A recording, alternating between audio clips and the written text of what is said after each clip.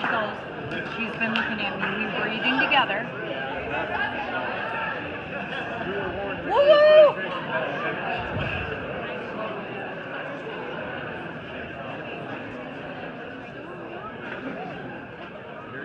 Come on, Butcha.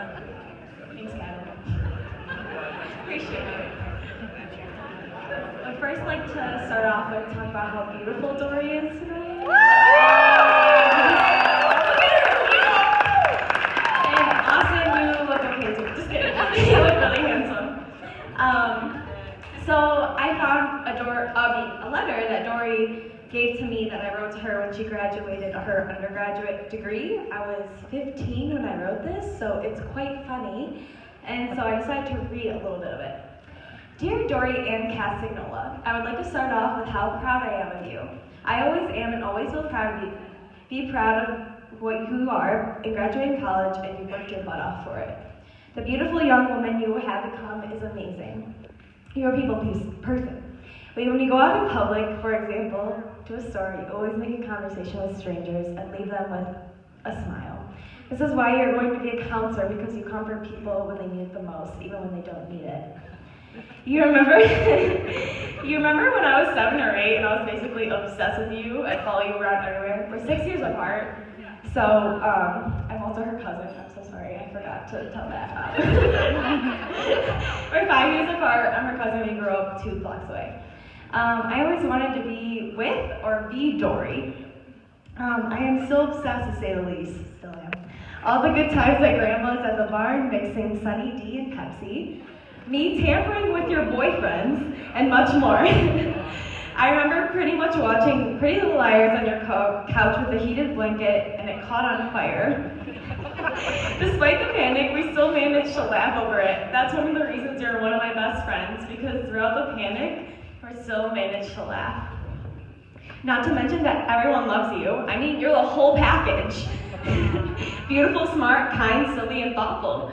And any guy would be lucky to have you, and if they don't see that, they can kiss my butt.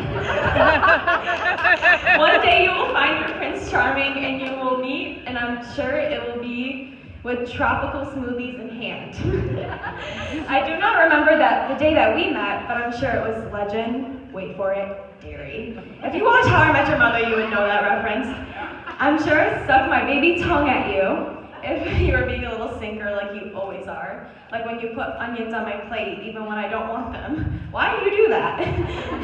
Anyways, thank you for always being there when I needed a hug, a boost of confidence, boy advice, or just someone to talk to. Your smile brightens people's day, your snort sends laughter through the room, and your beauty blows people away. One day we will live a few blocks away from each other, in the South of course, and our hot husbands will be best friends. And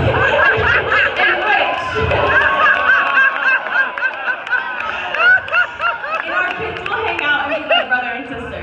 I want my kids to have a close relationship with their cousins like I had mine. You are a third sister to me and my best friend. I love you so much. So I decided to parallel it with it and write a little letter for today. So dear Dori and Swears, I would like to start off with how proud I am of you again. Everything stays true to what I said earlier about you. You're my best friend, the first person I talk to when things get hard, and the first person I talk to when things are amazing. You have grown since the time I wrote you a letter. You went through a period of self-discovery and worked so hard on yourself and became even more confident and even loving more of yourself. I remember during that period of your life when you showed me a picture of Austin and said, yeah, I think I kind of like him. Well, things have changed then. You found your prince. You both arrived with tropical smoothies the day I met him. The day I met Austin, I noticed he was very similar to you. He was a people person, could talk to anyone. He could comfort people when needed be. You guys came to my graduation party when I graduated high school and legitimately were the happiest people in the backyard. You were singing your hearts out, making friends with people you barely even knew, and just radiating love all over the place. I watched your relationship grow and grow. Now that you found your person, I would like to say a few things to him. Dear Austin Spears, you're an honest and kind man, and I'm so happy you're joining our family.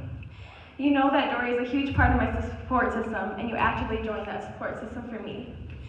Do you remember when I showed up to Dori's in Grand Rapids spontaneously because I just had a rough week? You gave us our alone time and then came in and talked to me and just sat on the couch and watched movies with us.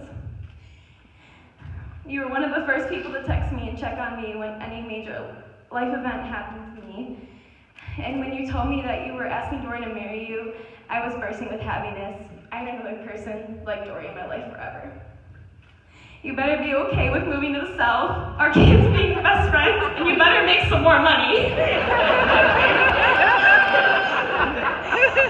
To both of you, your relationship is very strong, and I have never truly seen two people so in love with one another. I asked Dori a couple of months ago if moving in together was hard, and she said, honestly, it always gets better with him. And that just made me about lose it. I'm surprised that Austin is able to put up Dori putting food she doesn't want on his plate. I'm surprised Dori can handle Austin's boogie noises in the morning. And that's what I love, loving every part of each other. With you two, 100%, you guys wholeheartedly love each other. When I see you together, I just see genuine real love. And Dori, I remember you telling me, Nadia, I think I love Austin because of your advice. And I said, what advice? You told me a long time ago, when I was 13, that when I met my person, I would know because he would fulfill these qualifications. And the Bible verse that was spoken in their vows today was the one that I said. Love is patient, love is kind, it does not envy, it does not boast, it is not proud, it does not dishonor others, it is not self-seeking, it is not easily angered, it keeps no records of wrongs, does not delight in evil, but rejoices with the truth. It always protects, always trusts, always hopes, and always preserves. I told you to replace Austin's name in there and see if it fits.